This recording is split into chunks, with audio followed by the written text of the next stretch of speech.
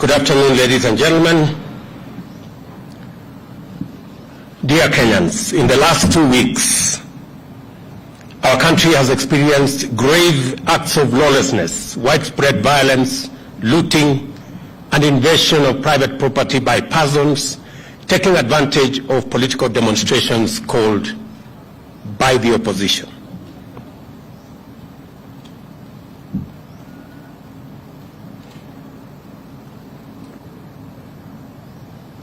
Will we start again or something?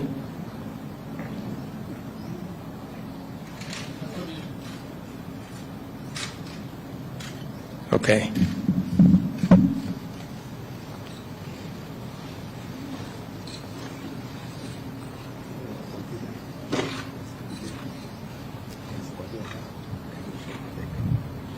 Kama ingekuwa wao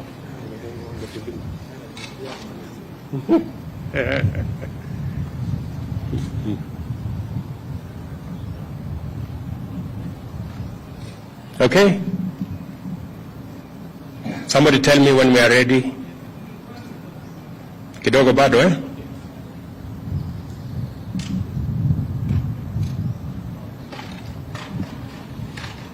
Mumenichelewesha sana. This statement I was supposed to make at 4:30.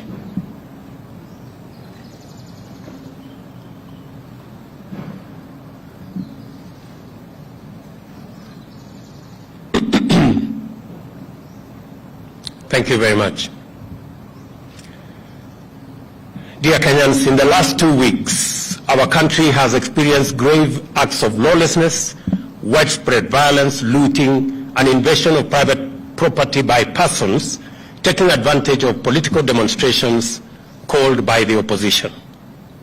During this period, lives have been lost, people injured, property looted or destroyed. The economy has suffered and our image as a nation dented. Our security agencies have endeavored to do everything within the law to protect the lives and property of all citizens. Nevertheless, the violence, chaos, and disorder continues to distract our national focus of economic transformation. 3 Kenyans, among them a police officer, have lost their lives in the protest. More than 400 Kenyans, including at least 60 security officers, have been injured. A police vehicle was burnt to ashes somewhere in Kawangware, while another was hijacked and commandeered by unruly protesters somewhere in Migori. 2 houses of worship were burned down in Kibra. Kiosks, supermarkets, and a mortuary were looted. Fellow Kenyans, our country's image and history in the League of Modern Nations has been at stake in the last 2 weeks.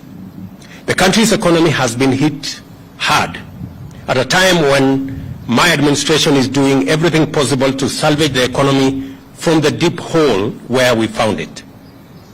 My administration has instituted solid measures and policies to attract investors and through their investment create opportunities for millions of our young people to realize their potential, amongst many of the other issues that we are doing as government. We cannot, ladies and gentlemen, we cannot allow these efforts to be derailed by acts of violence, chaos, and anarchy. We all have an obligation to respect the Constitution of Kenya. This also includes the respect of institutions established and created by the Constitution. Our country's electoral system and process is anchored on the principles of our Constitution. The Independent Electoral and Boundaries Commission conducted a free, fair, and transparent general election on the 9th of August 2022, a poll that was observed by different organizations, both local and international. The Commission declared the results for all 6 elections conducted, and any contestants who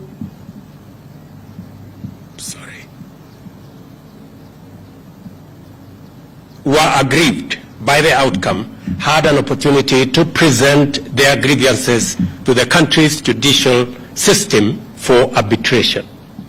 The Supreme Court of Kenya had and determined with finality the 2022 presidential election dispute and ruled on the petitions that were filed by the aggrieved contestants and their supporters. Nevertheless, I have carefully listened to the issues raised by my friend, the Honorable Raila Odinga. In times like this, it is not about who is right or who is wrong. Like Winston Churchill said, I dare say, and I quote, "Courage is what it takes to stand up and speak, but it is also what it takes to sit down and listen."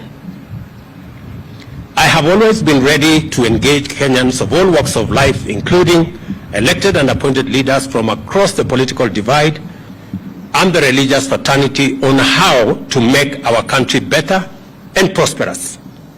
And in the last 6 months, I have talked to many religious leaders. I have talked to many elected leaders from across the political divide. My door still remains open for honest, objective, and sincere deliberations based on the rule of law and the Constitution. On the reconstitution of the future Electoral Commission, the selection panel that currently is in office is a creation of the law that was passed by the two chambers of parliament in response to a court decision. The court clearly stated that one institution, and in this case, Parliament, cannot dominate the process of establishing an electoral commission at the expense of other institutions that have a role to play in the country's electoral process. However, considering the matters raised by our friends in the opposition, I suggest a bipartisan engagement in Parliament on the reconstitution of the IEBC panel within the parameters of the law and the Constitution. In any case, as a Democrat and guided by the Constitution, I, on the 9th of December 2022, sent a memorandum to the Speakers of the National Assembly and Senate requesting the purposive intervention on implementation of the 2/3 gender rule, entrenchment in the Constitution of the Constituency Development Fund, Senate oversight and national gender affirmative action funds, establishment of the position of the Leader of Opposition, and the improvement of parliamentary oversight of the executive. And for the record, Parliament has already approved the parliamentary oversight of the executive, and shortly, cabinet secretaries will be appearing before the House to answer questions. The other items are still in Parliament. The IEBC selection panel and the future process of recruitment of its commissioners could as well be part of a conversation leading to constitutionally and legally binding proposals through a bipartisan parliamentary process. In other words, I am suggesting that the issues that have been raised by our friends on the matter of IEBC, my suggestion is that this matter can be handled in Parliament by a bipartisan parliamentary process so that we can agree on what it is they have an issue with, and we can adjust as is agreed and as necessary. And therefore, in these circumstances, and in view of the recent events that led to loss of life and destruction of property in the demonstrations that have occasioned in our country for the last 2 weeks, I urge my brother Raila Odinga and the opposition to call off the demonstrations and to give this bipartisan approach a chance for us to take the country forward. Meanwhile, I call on all Kenyans to remain peaceful and law-abiding, and I assure them that the government of Kenya will continue with its sacred duty of protecting their lives and their property, including their businesses. Thank you very much.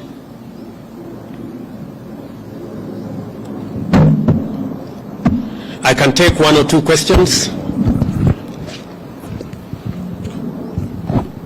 Jina langu ni Joel Chacha kutoka runinga ya K24. Baadhi ya matakwa ya Azimio vile vile ni kuhusiana na gharama ya juu ya maisha. Je, Wakenya watarajie kupungua kwa bei ya bidhaa muhimu kufikia lini? Tuko na mpango kamili ambaye tunashughulikia gharama ya maisha. Kwa mara ya kwanza tumesajili wakulima milioni 5. Tuko na mbolea milioni 6. Saa hizi wakulima wetu wanashughulika na kupanda chakula kote katika taifa letu la Kenya. Juzi nilitangaza ya kwamba tumeagiza chakula kutoka nje na itaanza kufika wiki hii. Tuhakikishe ya kwamba pale kutakapotokea pengo ya kukosekana kwa chakula kabla hatujapata ile chakula ambayo tunazalisha mashambani na wakulima wetu, tutakuwa na nafasi ya kutumia chakula ambayo tumeagiza kutoka nchi za nje. Tumeagiza mahindi, tumeagiza mchele, tumeagiza maharagwe, tumeagiza chakula ya aina nyingi ambazo tayari tulipatiana ilani kwa wakulima wetu kwamba kama kuna mkulima yeyote ambaye bado wako na chakula katika magala zao waziuze, kwa sababu kuanzia mwezi huu tutapata chakula kutoka nje ya nchi. Na pili, ni watangazie Wakenya ya kwamba mahali tulipata gharama ya chakula pale ilikuwa shilingi 230. Fikia sasa ni shilingi 180. Kumaanisha ya kwamba zile hatua tumezichukua zimeanza kupunguza gharama ya maisha, lakini mpango yetu ni mpango ambayo inaitwa sustainable. Ndio sababu tunashughulika na wakulima wetu. My name is Chemutai Goen from Citizen TV, and in paving way to this bipartisan process that will initiate in Parliament, if it doesn't bear any fruit, and the positions that have been taken by yourself, your deputy, and several other leaders in government regarding a handshake or a working relationship, do we then foresee this possibly leading to that if it is for nation and for self? Chemutai, I didn't understand what you said. Sorry. Yeah, somebody was talking to me here, so Pole. Yeah, that's a former colleague. My question, this bipartisan process that is being initiated, possibly that will start in Parliament, if it doesn't bear any fruit, and the positions that have been taken by yourself, your deputy, and other leaders in your government regarding a handshake, do we foresee a position where maybe there will be softening of stances and a possible working relationship, even if it does not translate to sharing of positions in government? You know, as a believer in the rule of law, and as a believer in running an accountable government, our position is that we should never be in the position that this country was put by the handshake, where there is no distinction between government and the opposition. Once you compromise accountability and oversight, you are in for a lot of trouble. Our position is that we want to engage our brothers and sisters on the other side on issues that are important to the people of Kenya, them as an opposition, us as a government. That way, the system of checks and balances remains intact. Mr. President, I'm Sydney Chazima from NTV. I have one or two questions. One, in a parliament where the ruling party or the ruling coalition enjoys a very high majority, how bipartisan will that process be? And then secondly, you've only touched on one of the issues that the opposition was putting forward as part of their demands. There are issues to do with the servers, there are issues to do with the high cost of living, which you have mentioned. Then thirdly, this is to do with the demonstrations. We've seen some kind of brute force against the media from the police. We would like you to address that.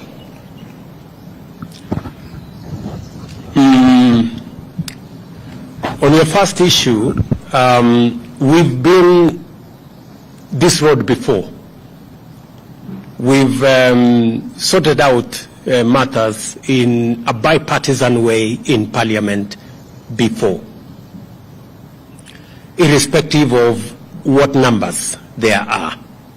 And in any case, the numbers in Parliament, the difference is not that much from where I sit. So I do not see any threat of any side. And in any case, when we engage in a bipartisan approach, it is not a game of numbers. It is a game of reason and how we put our arguments in a manner that carries not one side, but all sides. That is the essence of a bipartisan approach. I have responded in my statement, if you read carefully my statement, I have responded to all the issues that our good friends on the other side have engaged in. And finally, we are great believers in free media. And any engagement that puts the media in danger is not acceptable. However, in the context of the violent demonstrations, you agree that there has been a lot of violence against citizens, many citizens, properties, burning down of buildings, including churches. In that confusion, there could have been incidences where the media was caught in the fray. I do not think there is any deliberate attack on the media.